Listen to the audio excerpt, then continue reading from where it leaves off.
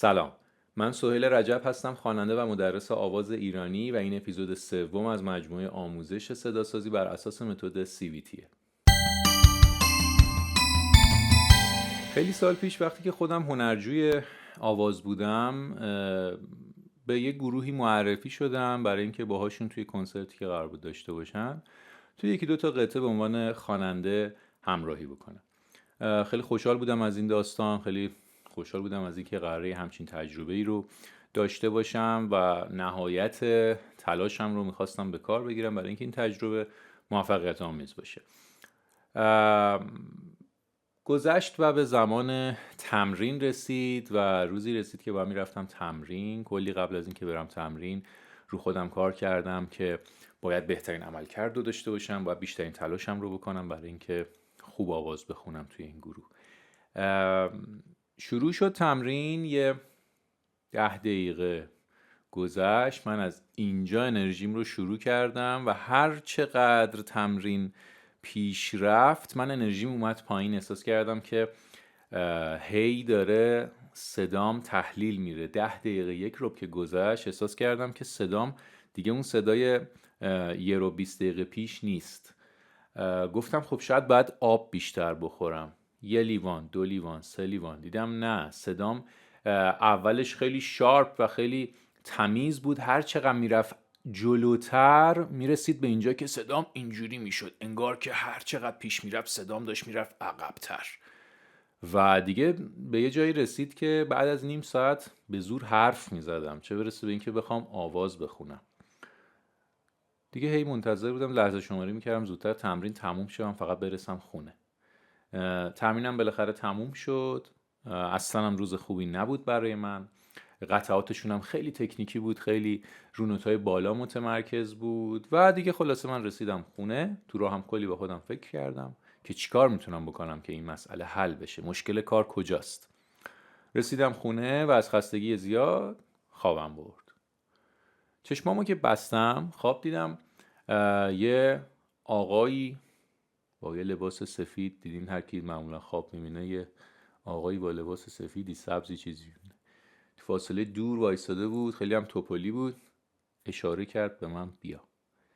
من رفتم سمتش و خیلی چهرش برام آشنا بود، احساس میکردم یه جا دیدمش. یه جوری هم صحبت میکرد انگار لهجه ایتالیایی داره، ولی خب فارسی داشت قاعدتا حرف میزد، چون اگه ایتالیایی صحبت میکرد من که نمیفهمیدم که. ولی در کل بالاخره شروع کرد صحبت کردن. گفت چته؟ گفتم چی شده؟ 2 دقیقه گرفتیم خوابیدیم حالا. گفت چرا اینقدر با استرس امروز آواز میخوندی؟ چرا اینقدر به خودت فشار میآوردی؟ چرا اینقدر بد بودی امروز؟ گفتم شما دیدین؟ گفت بله. چرا اینقدر به خود فشار میآوردی؟ گفتم خب آخه قطعاتشون خیلی سخت بود، خیلی بالا بود و منم خب غالبا بالا باشه باید به خودم فشار بیارم دیگه. گفت کی گفته باید به خودت فشار بیاری؟ کی همچین حرفی زده؟ گفتم خب مگه غیر اینه که قطعه هر چقدر سخت‌تر باشه، هر چقدر نوتای بالاتری باشه، خب ما باید بیشتر زور بزنیم؟ مگه غیر اینه؟ گفت کی گفته اینو بهت؟ گفتم ببخشید. گفت میخوای بهت یاد بدم چجوری آواز بخونی که اینقدر تحت فشار نباشی؟ گفتم بله. اگه راستی شما کی هستین؟ گفت به تو ربطی نداره. گفتم چه عصبیه. گفتم خب چیکار باید بکنم؟ گفت تمام کارهایی که من میگم رو از این به بعد مو به مو انجام میدی. گفتم چشم. گفت این نفس عمیق بکش. گفتم خب باش. شروع کردم. گفت بسه بسه بسه بسه. گفتم چرا؟ گفت این چه طرز نفس عمیق کشیدنه؟ مگه نفس عمیق رو اینجوری میکشن؟ گفتم خب مگه نباید بیشتر به ریه هامون اکسیژن برسونیم؟ گفت چه ربطی داره؟ تو چرا شونه ها تو میدی بالا؟ چرا سینه تو میدی جلو؟ گفتم من فکر میکردم برای نفس عمیق کشیدن باید شونه رو بدیم بالا، سینه رو بدیم جلو که ظرفیت ریه بازتر بشه. گفت اصلا اینجوری نیست، ظرفیت ریه باید باز بشه ولی اینجوری ظرفیت ریه باز نمیشه. علاوه بر این که ظرفیت ریه اونقدر باز نمیشه که بخواد هوای بیشتری رو ذخیره بکنه، این بالا دادن شونه ها و جلو دادن سینه باعث میشه که تنش ایجاد بشه توی این ناحیه و همه این تنش به ناحیه مربوط به حنجره منتقل بشه و عضلات مربوط به حنجره منقبض بشن. چته؟ گفتم ببخشید. گفت اول از همه باید یاد بگیری که چجوری نفس بکشی و چجوری درست نفس بکشی. گفتم خب چجوری باید درست نفس بکشم؟ من که هر کاری میکنم شما داد میزنی. گفت دیافراگم میدونی چیه؟ گفتم بخوام راستشو بگم اسمشو شنیدم ولی نمیدونم چیه. گفت اینو ولش کن. جناق سینت میدونی کجاست؟ گفتم جناق سینه رو بله میدونم، اینجاست. شما هم میدونین کجاست؟ اینجا. دستتون رو بزنین رو جناق سینه، حسش بکنید.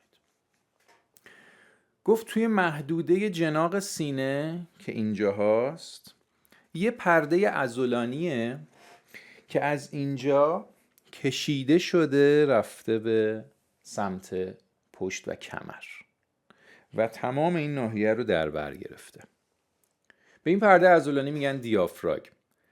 این ناحیه رو دیافراگم به دو قسمت تقسیم میکنه. بالای دیافراگم که میشه قفسه سینه، ریه ها قرار دارن و زیر دیافراگم البته غیر از ریه چیزای دیگه هم قاعدتا قرار دارن، ما با ریهش کار داریم. و زیر دیافراگم عضلات شکمی هستن مثل معده، روده، کبد و این مسائل. خود دیافراگم در حالت طبیعی حالت یه چیزی مثل چتربازها رو داره، یه حالت گنبدی مانند داره. پس این ناحیه به این صورت. فهمیدی کجاست؟ گفتم بله دیگه اینجاست. گفت خب وقتی که در حالت طبیعی قرار داره گفتم به صورت چتربازاست، به این صورت مثل حالت گنبدی مانندی داره. وقتی که ما نفس میکشیم اگر درست نفس بکشیم این حالت گنبدی مانند باید به صورت صاف در بیاد، منقبض بشه و به صورت صاف در بیاد، فلت بشه. این کار رو باید انجام بدیم وقتی نفس میکشیم. فهمیدی؟ گفتم فهمیدم شما دارید چی میگید ولی خب من اصلا همین الان فهمیدم دیافراگم کجاست، چجوری من اینو باید صافش بکنم؟ خب قاعدتا. گفت نخند. گفتم ببخشید. گفتش که درسته با یک سری حالت ها ما میخوایم به این برسیم، توقع نداریم که مثلا من الان به تو بگم اینو صافش کن و تو بگی خب باشه و صافش کن و صاف بشه دیگه. قاعدتا یه چیزیه که زیاد ازش کار نکشیدیم و خب طول میکشه باش آشنا بشیم، این خیلی طبیعیه. گفتم باشه. گفت اول از همه برای این که بتونیم اختیار دیافراگم رو دست خودمون بگیریم باید ببینیم که وقتی که صاف میشه، وقتی که منقبض میشه و به حالت فلت در میاد چه تأثیراتی در بدن ما داره. فهمیدی؟ گفتم یه ذره اگه بیشتر توضیح بدیم. گفت آقا مگه ما نمیگیم این اینجوریه؟ گفتم بله. مگه نمیگیم باید اینجوریش کنیم؟ گفتم بله. گفت خب وقتی اینجوری میشه اول ببینیم چی میشه، چه اتفاقی تو بدنمون میفته. گفتم آها بله. گفت خب این وقتی که صاف میشه منطقی در نظر بگیر یه چیزی اینجوریه، بالاش ریه است، پایینش هم چیزایی که تو شکمه، معده، روده، اینا. این وقتی بیاد پایین چی میشه؟ شما بگید چی میشه؟ اینجوریه، اینجوری میشه. اول بالاش چه اتفاقی میفته؟ خب بالاش ریه است دیگه. من یه ذره نگاش کردم. گفت بالاش ریه است، این میاد پایین چی میشه؟ گفتم خب این میاد پایین فضا برای ریه بازتر میشه. گفت خب به همین سادگی فضا برای ریه بازتر میشه، علاوه بر این یه فشار منفی هم تو ریه ایجاد میکنه که باعث میشه هوا راحت تر بیاد داخل ریه. حالا با اون کاری نداریم. پایینش چه اتفاقی میفته؟ میاد پایین. گفتم پایینش میاد روده اینا. خب اینا فشرده تر میشن دیگه، جا براشون کمتر میشه. گفت خب باریکلا، بالا فضا باز میشه، از پایین فضا بسته میشه. اینا میان پایین و باعث میشه که معده و روده و این چیزایی که زیرشه رو هول بده، انگار پایین اینا فشرده تر بشن. گفتم خب بله. گفت خب این اتفاق میفته چی میشه؟ گفتم این اتفاق وقتی که میفته یه سری اجسام یه جا هستن جاشون کم میشه، فشرده میشن، چی میشه؟ گفتم فشرده میشن، خب یه ذره شکم باید بیاد جلو دیگه قاعدتا. گفت باریکلا، شکم یه ذره میاد جلو. علاوه بر این که اینا فشرده میشن و باعث میشه که شکم بیاد جلو، یه چیز دیگه هم باعث میشه شکم بیاد جلو. خود این دیافراگم هم وقتی که منقبض میشه یه کوچولو به سمت جلو حرکت میکنه. پس اگر دیافراگم منقبض بشه و به حالت صاف در بیاد، شکم یه مقدار میاد جلو. متوجه شدی؟ گفتم آها، پس برای اینه که یه سریا میگن تنفس شکمی. گفت بله دقیقا برای همینه. گفتم چه جالب، من تا الان فکر میکردم وقتی که تنفس رو به اصطلاح تنفس شکمی انجام میدیم هوا رو میدیم داخل شکممون. گفت چی تو شکمته که بخواد هوا رو ذخیره بکنه؟ اصلا تو هر جوری نفس بکشی هوا میره توی ریهات. چی توی شکمه که مگه بخواد تو نفس رو بدی داخل شکمه؟ تو هر جوری نفس بکشی بالاخره نفس میره تو ریهات دیگه. شکم که هوا رو ذخیره نمیکنه که. گفتم ببخش. این گفت این یه باور اشتباهه، ولی اصلا ما کاری به اون باور اشتباه نداریم. ما در کل میخوایم یه جوری نفس بکشیم که این شکممون به نوعی بیاد جلو وقتی که نفس میکشیم و این تأثیر نفس دیافراگمیه. پس دستتو بذار روی شکمت و سعی کن جوری نفس بکشی که این اثر جانبی رو نفست روی بدنت بذاره، نفس کشیدنت روی بدنت بذاره. تلاش کن، شما هم با من تلاش بکنید، سعی کنید که این اتفاق بیفته. حالا من اون موقعیت رو میخوام تعریف بکنم. دستم رو گذاشتم روی شکمم و سعی کردم یک نفس عمیق بکشم که شکمم رو به جلو حرکت بکنه در تأثیر نفس کشیدنم. گفت بازم که شونهاتو دادی بالا. گفتم آخه عادت کردم دیگه، چیکار کنم؟ گفت سعی کن شونه ها تکون نخورن. باز دوباره تلاش کردم. گفت نمیتونی نه؟ گفتم یه ذره دیگه اگه راهنمایی کنی. گفت باش، ببین این دست تو مثل یه کمربند بذار توی محدوده دیافراگم و فشار بده.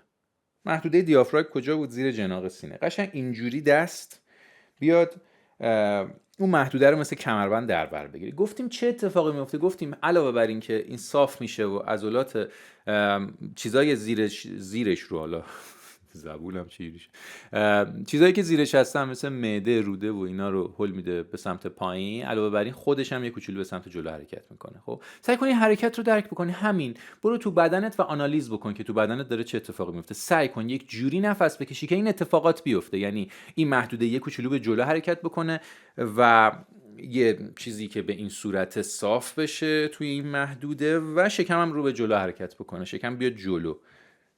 تلاش بکن این کار رو انجام بده. شما هم با من تلاش بکنید. یه اتفاقاتی افتاد برای شما هم. یه اتفاقاتی افتاد. یه بار دیگه تلاش بکنید. احساسش کردم. فقط خیلی محدود حرکتش، اونقدر نیست که مثلا بگم خیلی رو به جلو داره حرکت میکنه. گفت آره طبیعیه، این عضله تازه داره راه میفته. خب تو خیلی ازش استفاده نکردی. خب این طبیعیه که الان خیلی دقیق کار نکنه، خیلی رو به جلو حرکت نکنه و خیلی حالا رو به جلوشو کاری نداریم، این بازه حرکتش زیاد نباشه. به مرور زمان درست میشه. فقط کافی این تمرین رو مدام انجام بدیم. گفتم باشه.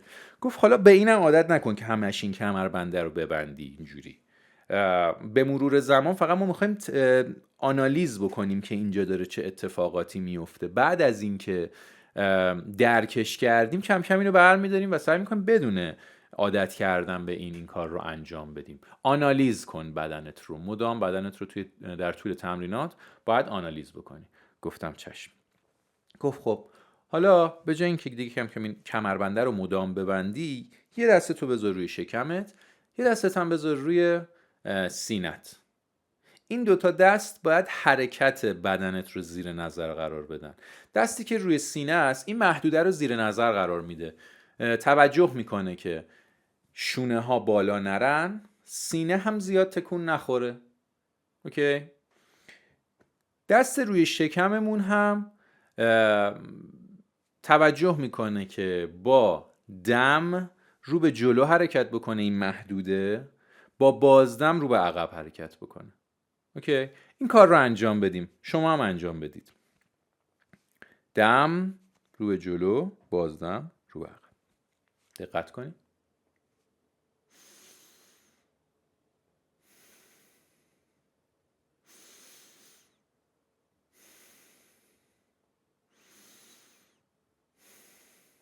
گفت باریکلا، خوبه، احساس میکنم که داری پیشرفت میکنی. من بهت افتخار میکنم، منم به شما افتخار میکنم. خب حالا یه کار دیگه میخوام انجام بدی. گفتم چی کار کنم؟ گفتش این دیافراگم وقتی که میاد پایین و عمل دم رو انجام میدی، 3 ثانیه تو همون حالت نگهش داریم و 3 ثانیه نفسمون رو حبس کنیم. وقتی که ما میخوایم نفسمون رو حبس کنیم، وقتی نفس دیافراگم میکشیم، باید دیافراگم رو تو اون حالت نگه داریم. چرا؟ چون وقتی که برگرده، خب قاعدتاً باعث تخلیه هوا میشه تا حدودی دیگه، باعث میشه که عمل بازدم اتفاق بیفته. باید تو همون محدود نگهش داریم. تو رو برای 3 ثانیه بریم یه بار. دم،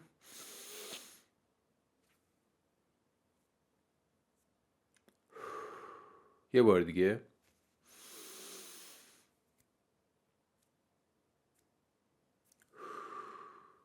این 3 ثانیه حبس کردن نفس همراه با آنالیز ما باید باشه. آنالیز بکنیم که داره چه اتفاقی میفته، چه جوری دیافراگممون رو توی اون حالت نگه داشتیم. گفت بعداً با این قضیه خیلی کار دارم. گفتم خب چشم، من انجامش میدم. گفت حالا میخوام بهت 7 تا تمرین بدم. 7 تا تمرین بدم و هر کدوم از این 7 تا تمرین رو ازت میخوام که به مدت 2 دقیقه انجام بدی. میشه مجموعاً چقدر؟ گفتم میشه خب 2 هفته 14 تا دیگه. گفت باریکلا، ریاضیت هم خوبه، آفرین. گفتم مرسی. نخند. این 7 تا تمرین که میشه 14 دقیقه، مثلا یه روتین در نظرش بگیریم. 2 بار در طول روز انجام بدیم یا 3 بار، یا هر چقدر بیشتر بهتر. حداقل 2 بار در طول روز انجام بدیم. مثلا یه دونه طرفای صبح، یه دونه هم مثلا طرفای شب. اگرم تونستیم بیشتر انجام بدیم. فقط حتما روزانه جزو برنامه روزانمون این کار رو بگنجونیم. این روتین، اسمشو میذاریم روتین تنفسی، تا این دیافراگم هی ورزش کنه و راه بیفته و کم کم بتونیم بهش تکیه بکنیم برای آواز خوندن. قول میدی این کار رو انجام بدی؟ اینو با شما بودم. قول میدی؟ شبیه برنامه‌های کودک شد. یه ذره برو عقب‌تر. من گفت قول میدی این کار رو انجام بدی؟ گفتم چشم.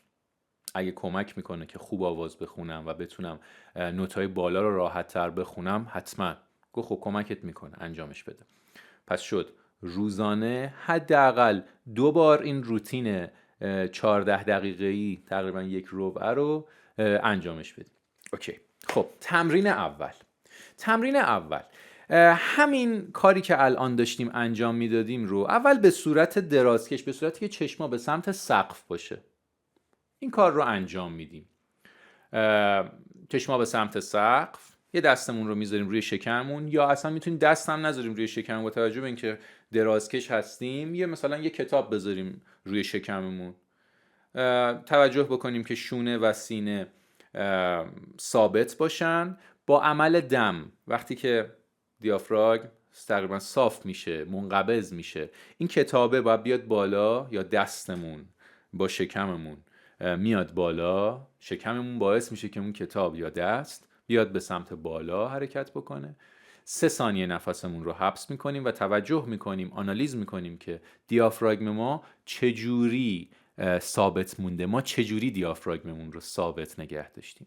و بعد بازدم و اون کتاب یا دستمون با شکممون میاد به سمت پایین. 2 دقیقه این کار رو انجام میدیم. تمرین بعدی به صورت نشسته همین پروسه رو انجام میدیم و پیش میبریم. دقیقاً از 0 تا 100 همین پروسه پیش میره. تمرین بعدی به صورت ایستاده. تا همینجا تمرین بعدی به صورت ایستاده همون پروسه ها طی میشه، 3 ثانیه حبس و الی آخر. خب تا همینجا ازتون میخوام که چک بکنید ببینید که تو کدوم یکی از این حالت ها راحت تر هستین و حتما برام بنویسین توی کامنت ها که تو کدوم حالت این تمرینات سگانه‌ای که اول گفتیم، این 3 تا تمرین اول تو کدوم حالت، چون تمریناشون یکی بود دیگه. ما یک نوع تمرین رو، تمرین نفس دیافراگمی رو هم به حالت درازکش چشما به سمت سقف داشتیم، هم به صورت نشسته، هم به صورت ایستاده. بگین کدومش براتون راحت تر بود. خب از این میخوایم به این نکته برسیم. خب 3 تا تمرین گفتیم. تمرین چهارم رو من بهش میگفتم دم فشنگی. دقیقاً دیروز سر کلاس یکی از بچه‌ها گفتش که اینو یکی از استادامون به ما گفته نفس سگی، که اتفاقا به نظرم خیلی هم جالب بود، اسم باحالیه، خیلی هم بهتر میرسونه اون مفهوم رو.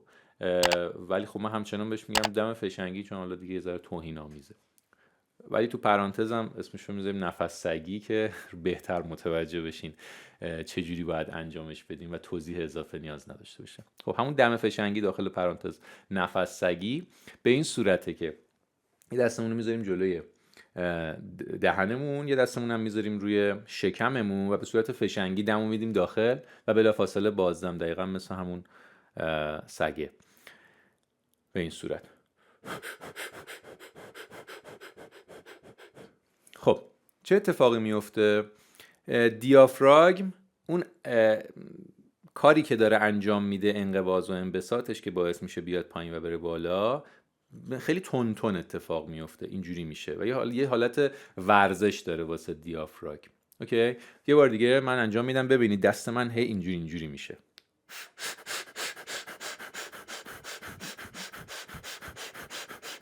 اوکی، خب یادتون باشه با دم دست میاد جلو، با بازدم میره عقب. این اشتباهی که هنرجوها خیلی وقتا تو شروع کار انجام میدن، این فوت کردن، فکر میکنن باید فوت کنن چون دستشون میگیرن جلوی دهنشون، فکر میکنن باید فوت کنن. نه، اینجاست که اون اسم نفس سگی خیلی کمکمون میکنه. دم، بازدم و با دم میاد جلو دیافراگم و با بازدم شکممون میره عقب. اوکی، این هم شد تمرین 4. تمرین 5، 6 و 7، البته یه 5 اینجا احتیاج داریم برای اینکه اینا بشه 6 و 7. تمرین 5 و 6 و 7 میره وارد یک فاز کنترلی میشه. تمرین 5 من اسمش رو میذارم تمرین هیس. دم عمیق دیافراگمی میگیریم. ما از داستانمون جدا شدیم نشدیم؟ خب برگردیم تو همون داستانم. آقای به من گفتش که خب توی تمرین 5 دم عمیق دیافراگمی میگیریم و دیافراگممون میاد پایین. بازدم رو با حرف 3 میدیم بیرون و سعی میکنیم یه کرونومتر میذاریم بغلمون و اندازه گیری میکنیم که چقدر این بازدم یک بار دم و بازدمش رو اندازه گیری میکنیم که چقدر طول کشید بازدممون. اوکی، خب دم عمیق دیافراگمی انجام بدیم، دم عمیق دیافراگمی و بازدم با حرف 3. دستمون هم بذاریم روی شکممون.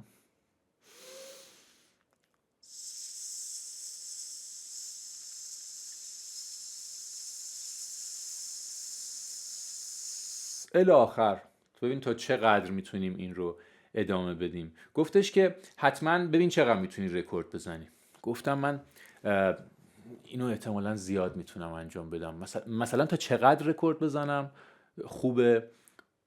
خب یه منطقی رو هم در نظر بگیر دیگه، قاعدتا من توقع ندارم تو 10 دقیقه این کار رو ادامه بدی که اگه جای بعد آدم بنفش میشه اصلا دیگه نمیتونه. تا یه حد منطقی، جوم نگیرته. حالا فقط میخوایم خودمون رو محک بزنیم و سعی بکنیم این توانمون رو ببریم بالا که بازدممون رو کنترل بکنیم، شدت هوای خروجی رو کنترل بکنیم، جو نگیرته. حالا اینجا واسه ما احال بری، ما متعادل حرکت میکنیم. گفتم چشم، خیلی عصبی هم بود نمیدونم چرا. خب تمرین 7 اسمش تمرین شمعه. و حالا میتونیم با ابزارهای دیگه هم انجامش بدیم، نه لزوما شمع. اگه شمع داشتین، شمع رو روشن میکنیم و با یک فاصله ای از صورتمون قرار میدیم. بعد از یک دم عمیق دیافراگمی شروع میکنیم دمیدن به این شعله شمع.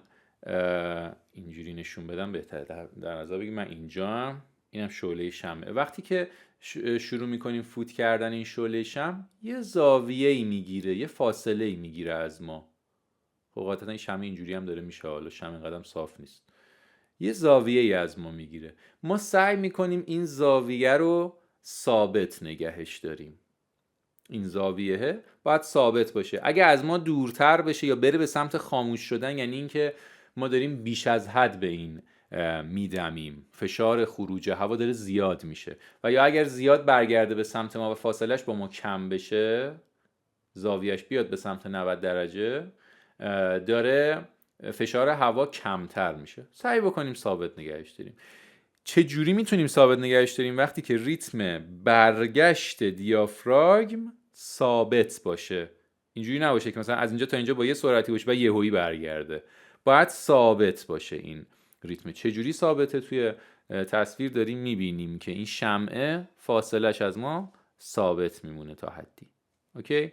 حالا این تمرین رو اگر شمع نداشتیم میتونیم مثلا با کاغذ انجام بدیم. یه کاغذی رو اینجوری نگه داریم، سعی بکنیم با یک فاصله منطقی، یا مثلا اگه اینجا نگهش داریم خب قاعدتا پدرمون در میاد بخوایم اینقدر فوتش بکنیم، با یک فاصله منطقی نگهش میداریم و بعد میدمیم بهش و سعی میکنیم این فاصله، این زاویه‌ای که از ما میگیره ثابت بمونه. همین. تمرین هفتم. تمرین آینه است. با یه آینه یه فاصله منطقی از صورتمون آینه رو نگه می‌داریم. با اضافه بود.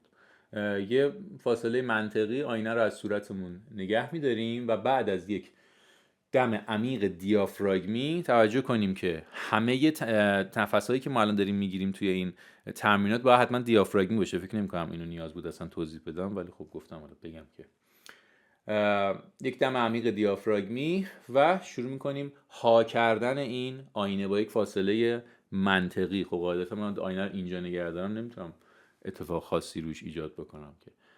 با یک فاصله منطقی قرار میدیم و شروع میکنیم ها کردن این آینه. چه اتفاقی میفته؟ خب یه دایره بخار ایجاد میشه. این دایره بخار اگر قطرش ثابت بمونه یعنی که ما ریتم خروج هوامون ثابت بوده، و اگر بیشتر بشه یعنی قطرش بیشتر بزرگتر بشه یعنی اینکه ریتم خروج هوا داره بیشتر میشه، و اگر کوچکتر بشه یعنی کمتره و در کل ثابت نیست، باید ثابت بمونه. خب ازم خواست که این تمرینات رو انجام بدم و تا جلسه بعدی ببینم که تاثیراتش چیا بوده. بعد من یه ذره فکر کردم، گفتم جلسه بعدی یعنی چی؟ گفت یعنی از الان تا جلسه بعدی این کار رو انجام بده و بیا تمرین جدیدت رو بگیر. گفتم خب مگه من الان خواب نیستم؟ خب چه تضمینی وجود داره که من الان دوباره بخوابم شما رو ببینم؟ خوابه دیگه. حالا گویی جوری حالا صحبت نکن که خودت هم انگار باورت شده این داستانی که تعریف کردی انگار واقعا اتفاق افتاده. داستانه دیگه، حالا سری بعدی هم ما رو تو داستانت مثلا بیار. تنبلی نکنید لطفا. حتما این تمرینات رو ببرید توی روتین روزانه‌تون. یادتون باشه که تمرین‌ها فقط در صورتی خودشون رو نشون میدن که به صورت مستمر انجام بشن. بهشون کاراکتر بدیم در طول روز. مثلا بدونیم که از این ساعت تا این ساعت باید این تمرین رو انجام بدیم. مثلا این الان تمرینمون 1 ربع کلا. روزانه 2 تا 1 ربع براش وقت بذاریم. اگه تونستیم بیشتر هم وقت بذاریم که چه بهتر. تنبلی نکنید، حتما انجامش بدین. یادتون باشه تمرینات صداسازی و کلا تمرینات موسیقی توی استمرار تاثیرشون مشخص میشه. اینکه من امروز این کار رو انجام بدم، 1 بار مثلا این تمرین رو انجام بدم، برم 2 ماه دیگه 1 بار دیگه تمرینش بکنم، یا 1 بار فقط مثلا تمرینش بکنم، اینجوری خودشون رو نشون نمیدن. باید بیان تو برنامه روزانمون و باید کاراکتر داشته باشن برامون توی برنامه روزانه، براشون شخصیت قائل باشیم و بگنجونیمشون تو برنامه روزانمون که تأثیر خودشون رو نشون بدن. پس تنبلی نکنید، حتما این تمرینات رو روزانه انجام بدین. تا ویدیوی بعدی و درس بعدی، خدا نگهدار.